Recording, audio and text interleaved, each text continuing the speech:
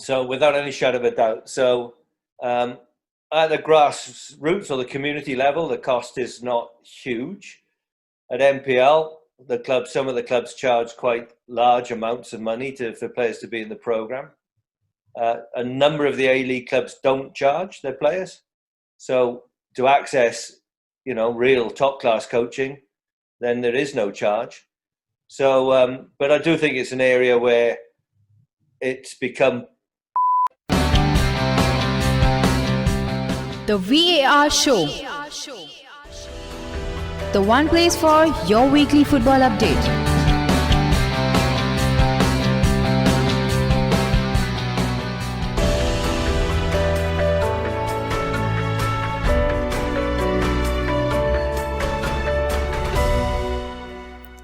Hola, very warm welcome to a VR show, the show which talks about all the various major football leagues in detail. Today we are going to conduct some interviews and we have the former technical director of football of Australia, Mr. Robert Sherman with us.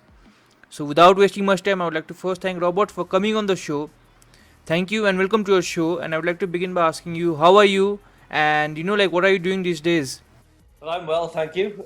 Thanks for the invitation to come on the show. At the moment, I'm not doing anything. A little bit of consulting, but nothing major. So I'm in the process of building a house. So I'm busy on that. So I'll talk about a lighter topic, that is football in comparison to what's happening all around the world. Okay, and I'll talk about your recent or your career in general. You have worked at numerous federations, be it New Zealand, be it Australia. What would you say has been your biggest achievement till now? Well, I started with the Welsh FA. That's where I first started. I think as a collective group of people, we made a big difference to the game in Wales through the 90s and the 2000s.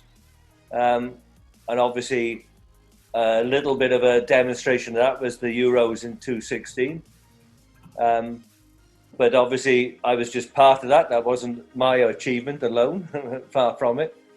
In Australia, I introduced a coach education system, which I think is, and that was along with Kelly Cross at the Australian FFA. And I think that is a very good model, and I'm very proud of that, if I'm honest. And then I've been lucky enough to be involved with various teams. So I was part of the Canadian women's team that won bronze in London. And that was very gratifying as well. I'll talk of your stint at Australia. You left your position at the FFA recently, earlier this year. Why did you decide to leave? Well, I was very frustrated in that I didn't seem to be able to implement what I wished to do. There are a lot of circumstances behind that. The resignation or the leaving of David Gallop as CEO, the time it took to appoint the new CEO, financial circumstances, and actually just the governance of the game. It's so complicated and multi-tiered that it becomes very, very difficult to implement change and do that at a pace which is needed, because change is needed. So I knew what I was going into, but I became frustrated, and that frustration built to a point where I couldn't see that things were going to change, and so I decided to leave. So what were the major hurdles you faced during your stint at Australia? One would be governance. So the national body and the federations and its member federations, the relationship could be better, but equally so, I personally think there should be a different model, but that's unlikely. But, there's a lot of consultation that has to go on. You have to try and get alignment, doesn't always happen. And so that was one of the major hurdle. Obviously, there are financial restrictions within the game in Australia, but that wasn't the biggest issue. But it was impinging on the ability to implement the international program that could really make a difference. And then with the academy program that I wanted to introduce, again, there was the need to consult with the federations on something which doesn't really impact them. So I found that very frustrating. So, I spoke to a few Australian coaches and I've had them on my show, maybe it youth or maybe even senior. And they always said that in Australia, football is not, or soccer is not the first game. So, how difficult is it was it for you to maybe improve soccer when, it's not the first game and maybe it's in the second or even third game in the country? Well, I'm not, I mean, there are bigger or sports that command more attention in Australia. So cricket, tennis, AFL, rugby league. But that doesn't necessarily impact on football other than in, say, TV interest. Australia, in football, is the biggest participation sport. It has its own identity. And really, in some respects, too much attention is given to the fact that there are other sports which perhaps have a bigger profile. And in some respects, that's an excuse that can be rolled out when things aren't progressing. And for me, you should just plough your furrow and get on with what you want to get on with. You obviously have to work within the restrictions of finance. But if you try and copy other models or you try and accommodate the other sports, you're always positioning yourself in a weaker position. So, okay, moving on from that, again, this is sent in by a youth coach in Australia. His name is Alexander Pitt. He asks that, do you think football is becoming too much of an elite sport in Australia due to the high cost of entry? And because of that, is it leading to missing out on players? Well, cost is a factor. So without any shadow of a doubt. So at the grassroots or the community level, the cost is not huge. At NPL, some of the clubs charge quite large amounts of money for players to be in the program. A number of the ALeague clubs don't charge their players. So to access, real top class coaching, then there is no charge. So, but I do think it's an area where it's become a habit to charge, and where that money is reinvested back in the players, well, you could justify or say that they're investing in themselves, but in some cases that money isn't reinvested back into those players, so it becomes more of an inhibitor. But without any shadow of a doubt, some players won't be able to afford to go into certain programs. What you'd like to think is that the A-League clubs that don't charge, would be able to identify those players and pick them up and give them the opportunity. But generally, the game probably is too expensive. So, talking of the league, A-League, are you happy with the standard that is being played out at the league? Well, I mean, I think the A-League's a decent competition. There's some very, very professional clubs in there, obviously some good players. I do think that there are some problems with the league, and I'd like to see the professional game given more autonomy and more responsibility. The clubs have lots of resource, and in most countries, and Australia is no different, the workforce is a challenge. So the clubs have, good youth development coaches, good community programs, and they could do a lot more to support the game, that is for sure. And also I'd like to see more Australian young players blooded in the league. So at under 21, they get minutes. At 21 and over, the minutes drop radically. And in most leagues, that's the time where top players accumulate their minutes. So the standard, I think, is okay. I just think that it needs to promote Australian players, and especially young Australian players, give them the opportunity to develop their professional careers with a view that they migrate overseas. And that then in itself changes the dynamic of the league, where at the moment, in terms of transfer sales, it's extremely low. In terms of their share of the world market, it's pathetically low. And absolutely for the future league, it's important that it actually capitalises on selling players. And therefore, that should be one of the prime focuses of the clubs, is to develop, sell players. I think they'll attract a local interest with local players, and that improves fan engagement. So it's not perfect, but it is, it's 15 years old, and it's made a big difference, but it can do a lot more given the opportunity. So, as you said, you have been involved in coach education in many countries, and you would have come across a lot of coaches of high elite level and also of who are just starting out. What is the one mistake or maybe a flaw that you had to rectify on a very common basis? Well, that's a difficult one. I think perhaps one is that however you've played, in other words, I can think back to my own time, that's what you believe the game is. So your knowledge base could be quite limited around what you've experienced. So you might have been shouted at a lot, so you think that's the way to coach. You might have played a very limiting system, so you believe that's the only way to play the game. So I would say that the key is to, be open-minded as a starting point, and then slowly over time filter out what you, based on your opinions and beliefs, filter out the information you're given, so that you arrive at a point where you have a more rounded and more a deeper understanding of the game, and therefore you can become a more effective coach. So I would say that that would be one.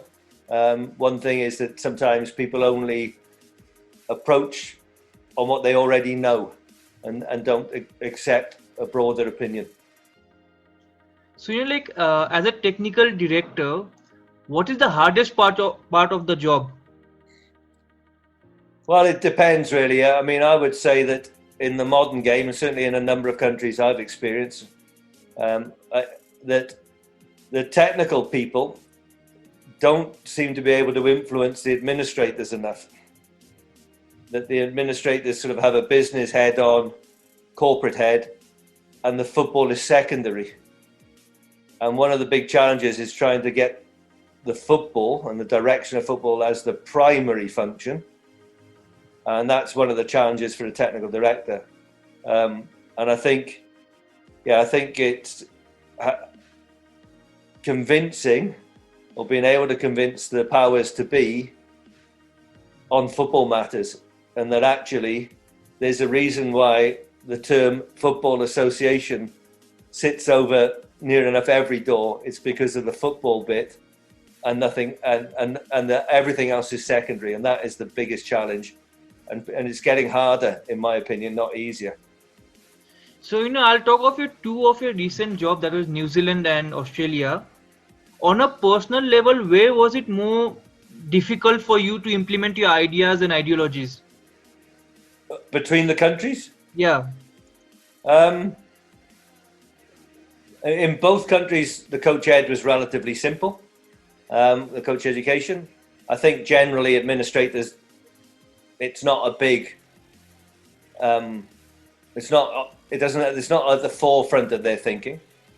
The biggest challenge in New Zealand has been reviewing the competition structure and implementing, say, club licensing as part of that, and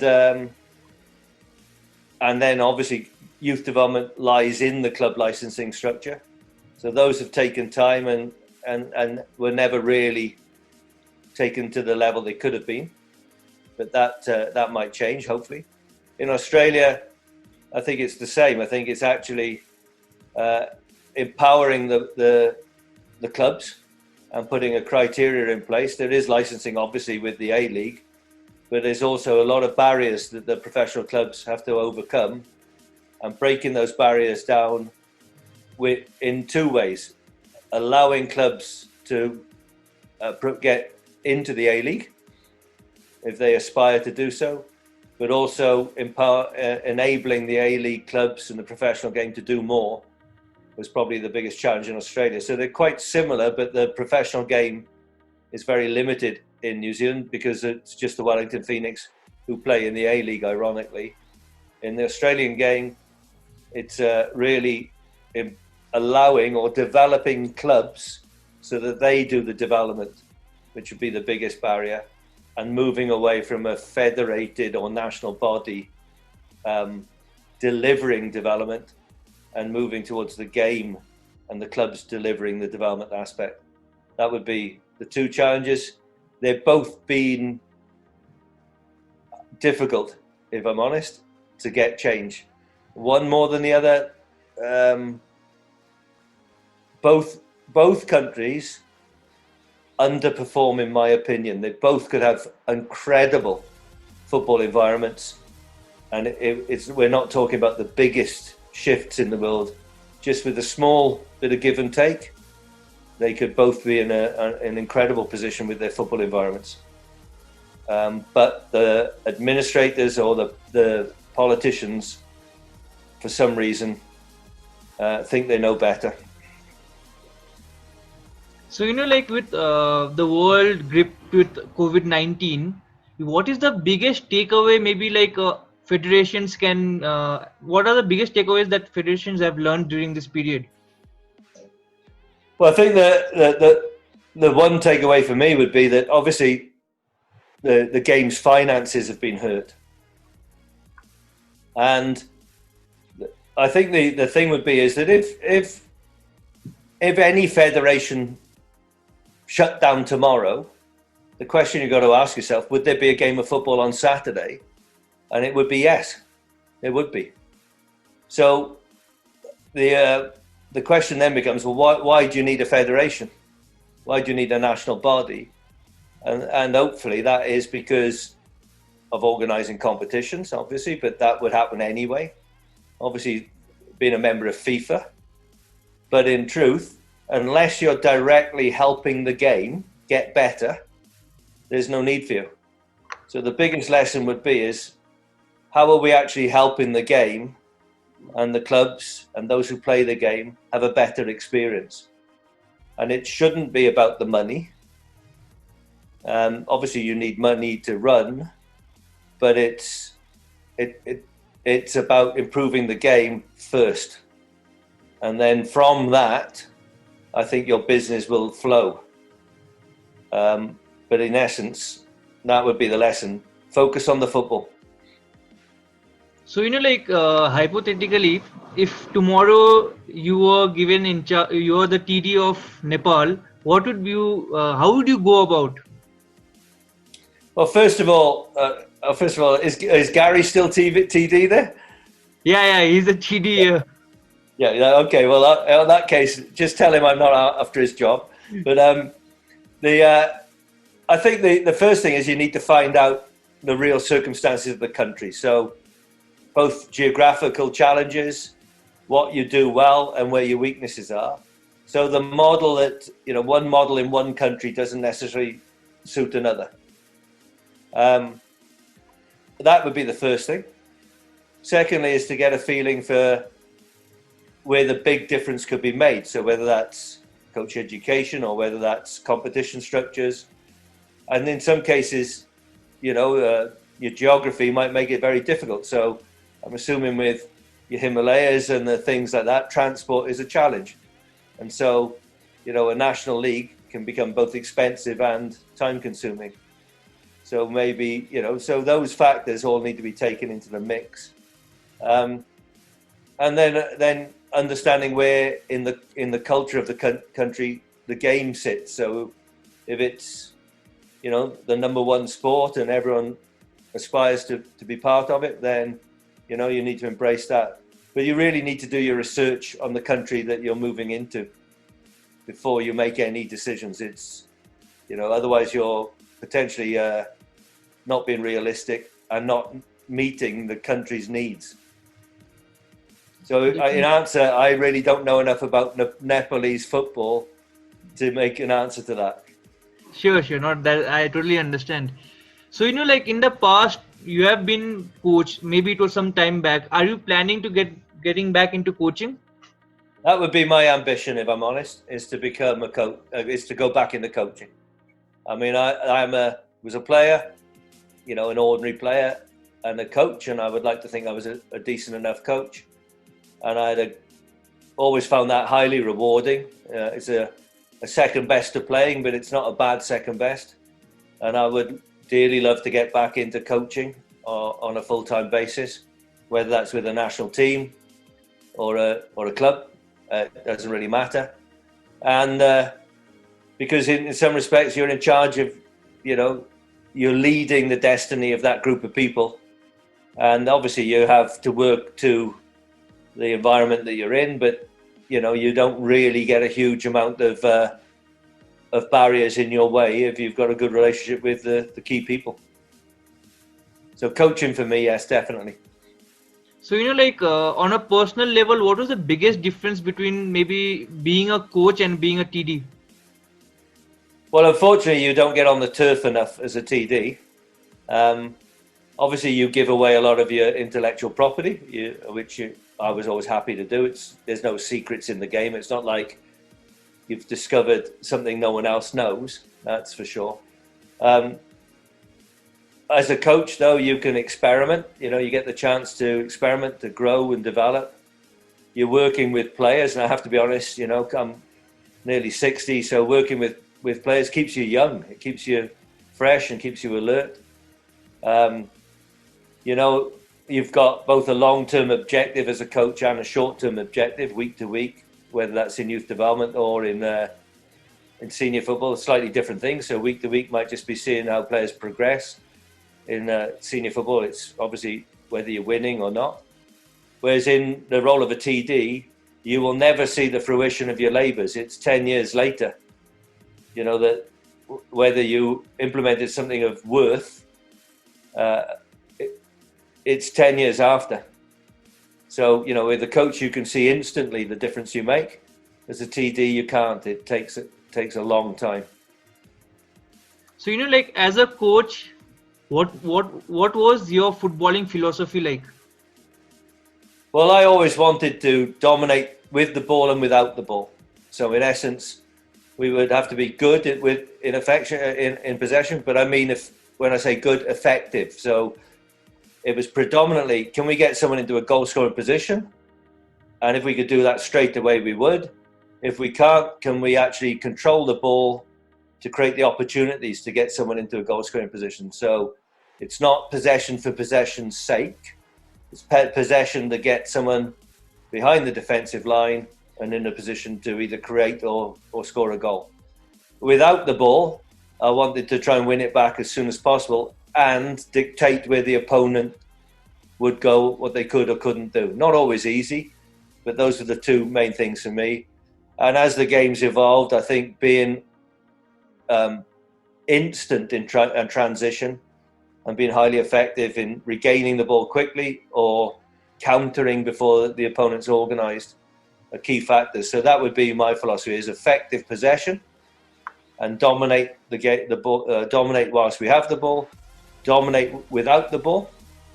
But I would want the ball more than I didn't have the ball, if possible. Not always the case. So if New Zealand are playing Brazil, you're probably going to be without the ball more than you are with it. So that's when you've got to try and capitalise on your moments with the ball. If, on the other hand, you're a stronger team playing a weaker team, then obviously you would have more of the ball, you would like to think. But that's my philosophy in a nutshell. I like structure, but I also like players to be able to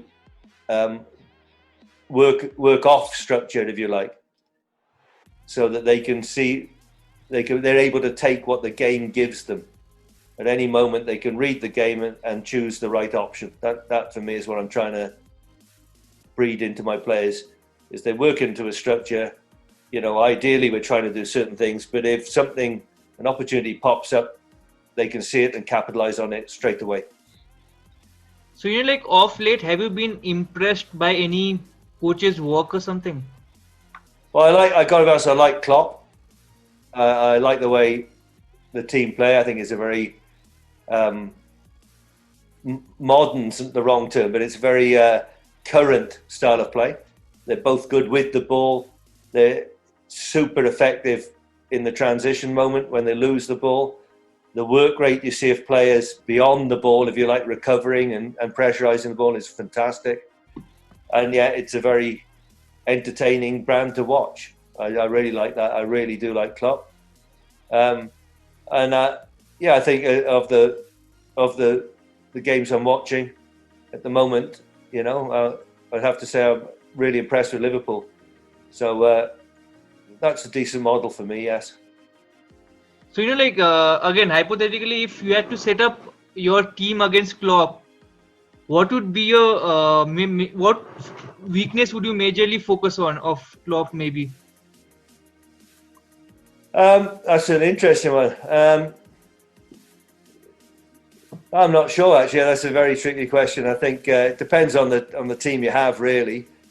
I'd have to give that a lot more thought, if I'm honest. I think they're a very rounded team with and without the ball. And I think I would try and get behind them as quickly as I could. And actually counter press as well. So the minute they win the ball, I would try and win it back very quickly. But equally so, be guarded of a more direct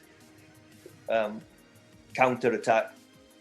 But it would be an interesting one if you had the right players. Then that would be an interesting one. But yeah, hypothetically, that's a tough question. So like when you look back now, if you had to give one piece of advice to yourself, starting back when you're coaching after your playing days, what would that be? I would have done I did my first coaching award when I was 17. And then my next one was in my mid-30s.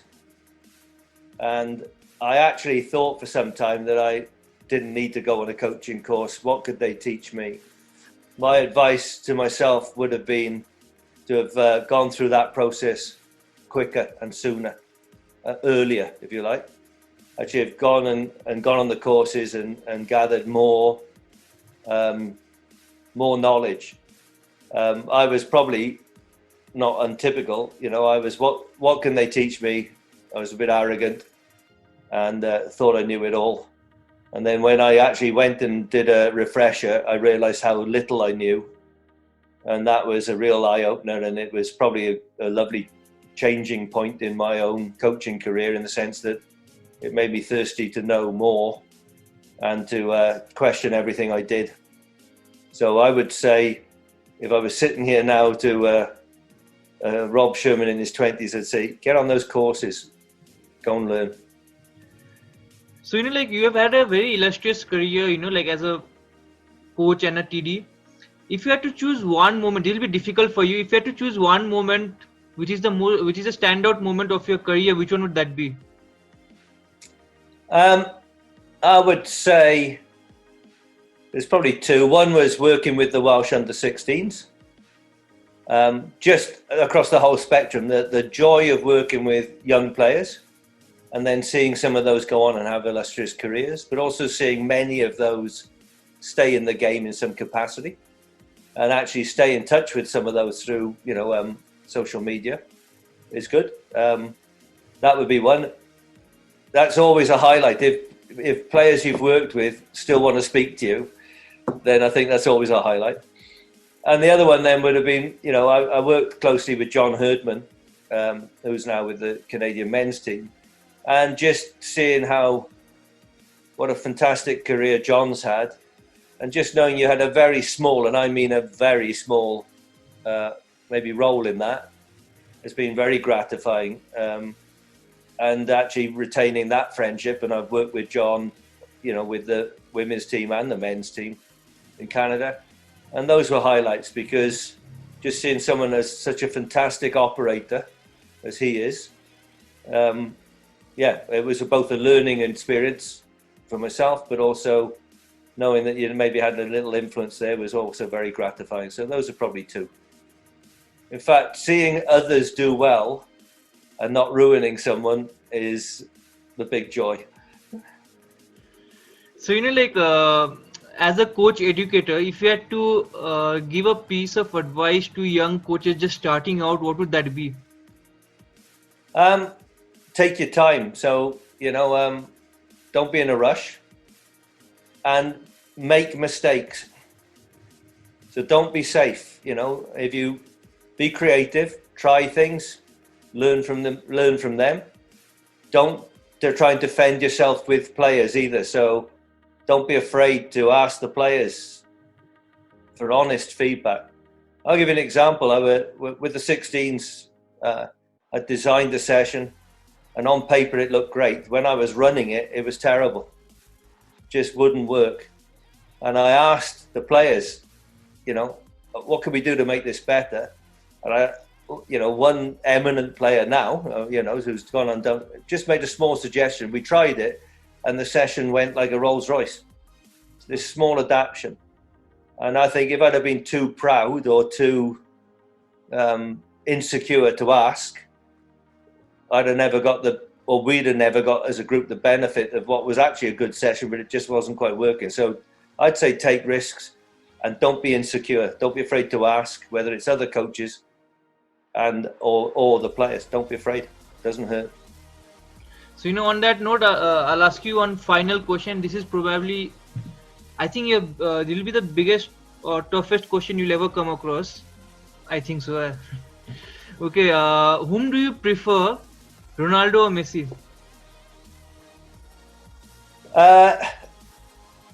I've got to be honest, I wouldn't split them.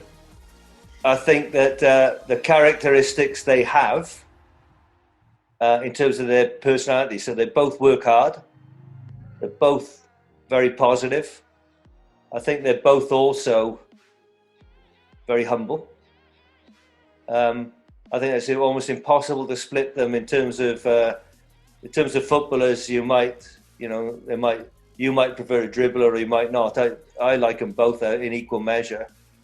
I have to be honest, I really admire how much Cristiano Ronaldo does away from football for the good of others. I think that's something that I'm not sure what Messi does, if I'm honest, in that sense. But that, for me, what Cristiano Ronaldo does for others is something that it would be great to see more people do. Okay, I'll make it easier for you. In your last endeavor, that was with Australia, if you had to choose either one for the team, who would you choose? I'd